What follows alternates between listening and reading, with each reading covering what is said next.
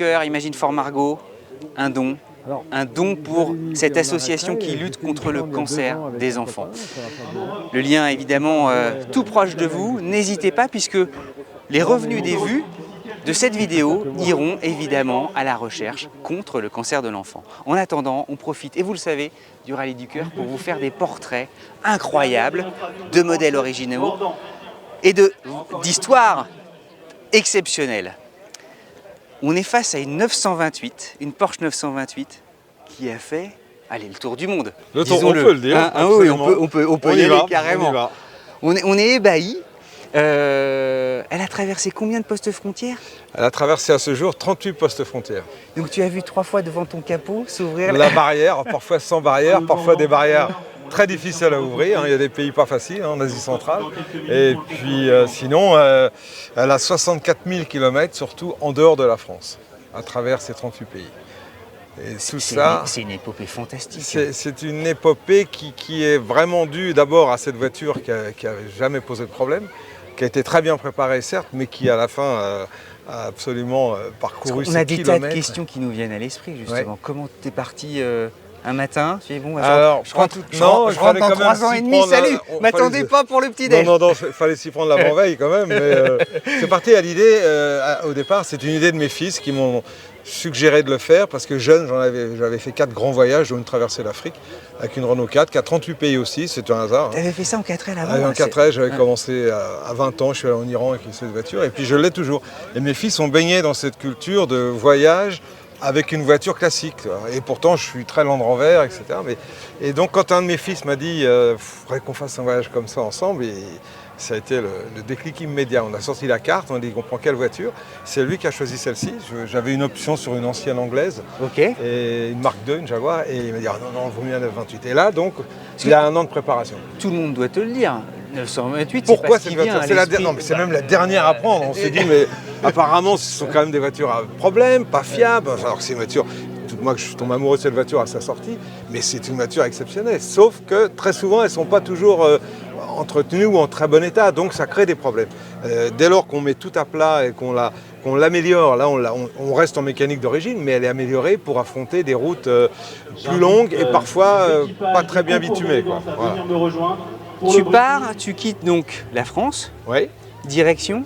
Alors le premier voyage, direction l'Iran, mais par une route assez compliquée. En plus, tu choisis pas le pays le plus ouvert d'esprit et sympathique. Oui. Alors c'est dans des républiques comme Kazakhstan, Ouzbékistan, Turkménistan, tout ça c'est assez lourd. Pour te mettre dans l'ambiance. Ah bah là, il faut se rôder. Ça a été le premier voyage, en 2011. Et on a fait quand même 24 000 km, 27 pays. De la Moldavie au Turkménistan. Et on est revenu à Paris, il n'y a pas eu une panne, il n'y a pas eu une crevaison. Alors merci Igor, c'était notre mécano, parce qu'il a préparé la voiture et il m'avait dit je change mon téléphone dès que tu pars, au cas où j'ai pas eu besoin de l'appeler. Et ça a été... Sans blague, t'as pas eu un problème sérieux? Rien. C'est-à-dire qu'on est tombé dans les endroits de neige, de grande chaleur. Tous les matins, moteur, la voiture démarre. Tous les matins, on regardait les pneus. On s'est dit, on va avoir crevé. C'est quand même des pneus. On avait même prévu des roues de secours. Avec toi, on avait même des chambres à air au cas où, même si c'est des tubeless. On est revenu, on n'a pas crevé, quoi. Et donc, 5 ans après, là, on a préparé un voyage beaucoup plus grand. C'est-à-dire Paris-New York par la route. Une boucle.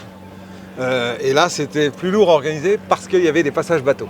Et là, les passages bateaux, c'est très compliqué. Oui, tu es dépendant évidemment. Oui, tu du bateau, des conditions de mer et tout ça. Rentrer au Japon avec une voiture avec des plaques françaises, ça se fait, mais quand on l'organise soi-même, il faut beaucoup se renseigner parce que on n'a pas un organisateur. Oui, non, je sais de quoi tu parles. Ça nous arrive aussi. On est allé donc jusqu'à Vladivostok, au terme de la route. On a fait toute la transsibérienne. De Saint-Pétersbourg à Vladivostok, c'est 11 500 km, c'est la même route. Et à Vladivostok, on avait un ferry jusqu'au Japon. Le port, c'est à côté de Hiroshima, pour citer, et on a fini à Tokyo, première partie. Ce sont des frontières faciles à traverser ou pas, tu vois? Tout ce qui est Japon, oui, mais c'est très étudié à l'avance. C'est-à-dire que tout doit être traduit en japonais.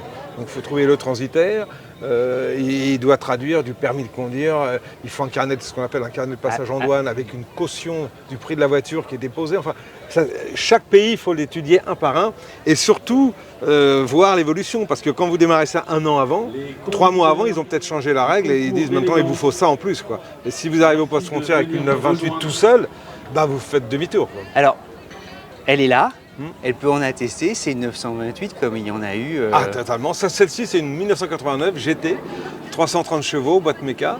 Et elle a été améliorée pour un road trip, en fait, c'est-à-dire qu'elle a été surélevée.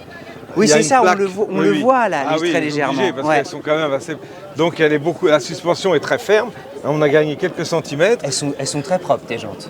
Elles sont dans leur jus, on évite de la nettoyer. Il y a un blindage inférieur de 8 mm qui va à peu près jusqu'à la moitié de la voiture. Okay. Il y a des grilles de phares qui sont protégées en inox, les phares se rentrent comme à l'origine. Hein. Je peux te mettre ça en... Ah oui, c'est marrant, j'avais pas vu. Ah oui, c'est-à-dire qu'on n'a pas du tout modifié la configuration de cette voiture. Hein. Regarde les phares. Et il se déploie comme à l'origine. Ah oui. Et puis c'est quand même un V8. Hein.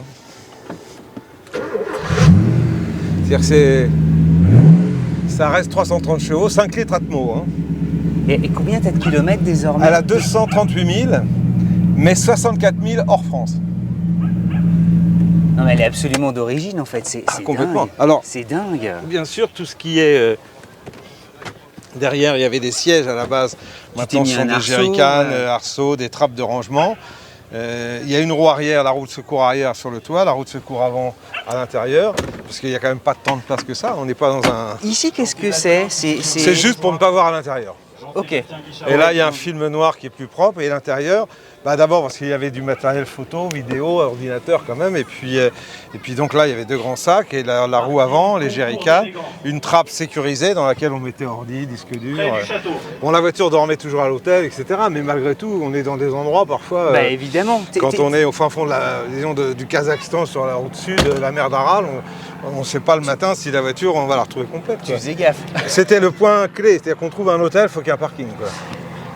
Ça, le périple a duré combien de temps? Alors, le tour du monde Paris-New York, c'est 3 mois au volant. Je ne parle pas des passages bateaux pour lesquels nous n'étions pas à bord. C'est-à-dire qu'on est rentré une fois à Tokyo, on est rentré, et on est retourné en Alaska à Anchorage, dès lors qu'elle était arrivée, dédouanée, prête à partir. Et là, à nouveau, on faisait chaque partie, ça a été presque 2 mois. Donc c'est 104 jours au volant. Il y a eu forcément des dizaines, peut-être même des centaines de rencontres. Ah, facile. Facile parce que cette voiture représente extrêmement bien. Parce que la voiture intrigue.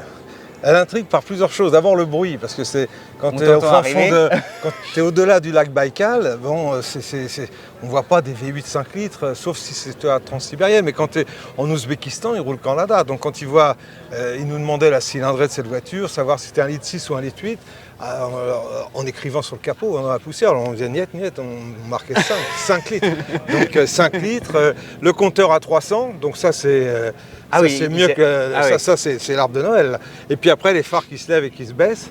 Donc là tous les policiers, douaniers, ils sont en mode vidéo. Donc la voiture c'est le passeport. Ça nous a permis parfois de gagner un temps fou, parfois d'en perdre, mais souvent de remonter des files de camions parce qu'ils voulaient qu'on passe en premier et tous les douaniers sortaient. Et tout le monde venait regarder. Et montait à bord, faisait la photo. Donc bon, c'est le prix à payer, mais ça aidait.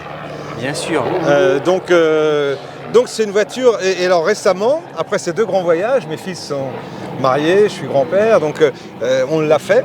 Et il y a 2 ans, on a fait un autre voyage avec un ami, on est parti faire le tour de l'Islande. Parce que cette voiture, je m'étais dit, elle a donné, maintenant elle doit dormir, et c'est plus fort que moi. Quand je la vois, d'abord elle est prête, elle est toujours prête à partir, donc on est allé en Islande. Où est-ce que tu pars bientôt? Alors tu as un autre voyage en tête? Alors j'ai encore 2 grands projets. Oh. Ouais. Donc, quand je dis des grands, c'est pas des voyages... Et tu as envie d'en parler ou c'est embryonnaire? Non, c'est encore embryonnaire, mais il y en a un qui sort un peu du lot. C'est un continent que je suis en train de préparer la traversée, c'est l'Amérique du Sud, du nord au sud, voilà, avec la même voiture. Jusqu'à Ushuaia? Ushuaia en partant de Carthagène en Colombie. Voilà.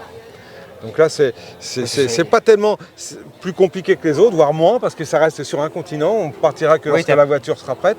Et puis, il y a moins de difficultés de visa et autres que pour certains pays comme Ouzbek, Kazakhstan, Russie. Bon, Russie, aujourd'hui, n'en parlons pas, mais tout ça, mais ça se prépare longtemps à l'avance. Il faut Oui, c'est beaucoup de non, mais plans c'est un B. boulot, ouais. C'est un boulot et je suis en activité, donc je fais ça entre les deux. Il faut vraiment pas dire on verra sur place, c'est pas possible ça. Ou quelqu'un des fois qui me dit tiens vous qui avez fait, vous pouvez me dire, je dis attention on l'a fait à telle période, aujourd'hui vous n'allez pas facilement en Moldavie ou en évidemment. Ukraine, ça devient compliqué. Et même en Russie, il y a des visas multi-entrées, et c'est plus compliqué à avoir, c'est plus long, ça coûte. Tout ça, il faut que ça soit une vraie passion. Tu as dû forcément voir des habitudes de conduite différentes selon les pays. Alors, nous qui voyageons beaucoup moins que toi, mais parfois je m'aperçois qu'il y a des façons de conduire. Il y a des conduites plus ou moins sécures. Puis alors, il y a le côté jeu, parce que des Russes à Saint-Pétersbourg avec des Nissan, quand ils nous voient, ils font du drift devant nous, ils veulent qu'on les accompagne. Alors, t'es à Saint-Pétersbourg de nuit, tu leur fais bonjour, parce que si tu fais la gueule, ils vont croire que t'es un peu snob, donc, mais t'as pas envie de jouer avec eux. En Iran, on a été reçus par Porsche Téhéran, ils nous ont accueillis. Allez, on avance. On est allé faire un shooting photo sur le circuit, visite des voitures du chat à titre privé, le champion iranien, 2 Porsche 356 sur le camion. Non, l'accueil, la voiture, elle est universelle, elle est internationale. Ça t'ouvre les frontières. Ça t'ouvre complètement. Et alors, le mot Porsche est extrêmement connu, si je puis dire, grâce au Cayenne. Parce que le Cayenne, il était les 911, t'en vois pas au lac Baïkal. En revanche, tu vois des Cayennes. Et quand ils voyaient marqué Porsche, ils disaient toujours Porsche. Je dis non, pas Porsche, c'est sanitaire, mais bon. Et alors ils cherchaient l'année de la voiture. Ça intrigue. Alors quand je dis non, en 1989, ils ne peuvent pas le croire, parce qu'elle est très futuriste cette voiture à l'époque déjà. Donc disons que la voiture est un vecteur de communication incroyable, comme là en ce moment. Écoute, voilà, t'as tout résumé. Oui, parce que... Allez, on va démarrer avec les super cars. Tu vois, merci au Rallye du Cœur qui permet Absolument. aussi Je suis ravi de partager cette voiture avec des passionnés et des gens aussi bénévoles. Et puis je trouve que ça motive des gens pour faire aussi ce genre de voyage sans aller forcément si loin. On peut aller n'importe où dès lors qu'on se donne un peu des moyens, qu'on en veut. C'est pas le record, c'est pas une course. Nous, on l'a voulu faire ça à une grande échelle. Mais on peut aller en Croatie, on peut aller en Suisse, on peut à Istanbul. Après, on le fait comme on le sent. Il ne faut pas se forcer. Et merci. Ça y est, moi j'ai vécu le tour du monde grâce à toi. La place est libre. Merci. Merci. À ces événements.